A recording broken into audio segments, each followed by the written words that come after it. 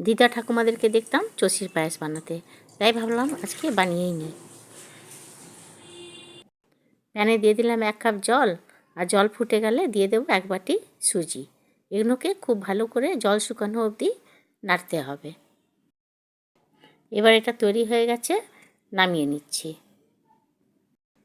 নামিয়ে ঠান্ডা করে নেব। উপর থেকে ঘি দিয়ে দেবো আর খুব ভালো করে মাখতে হবে।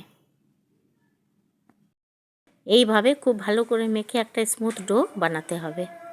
অল্প একটু নিয়ে নিলাম, 1 চিমটি নিয়ে আঙুলের সাহায্যে এইভাবে বানাতে হবে।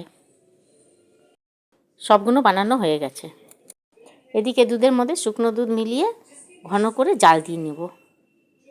এলাচ গুঁড়ো দিয়ে দিলাম। দুধ খুব ভালো করে ফুটে গেছে, চষিগুলো দিয়ে দিলাম। খেজুরের গুড় দিয়ে নাড়াচাড়া করে নামিয়ে নেব। চষির পায়েস রেডি।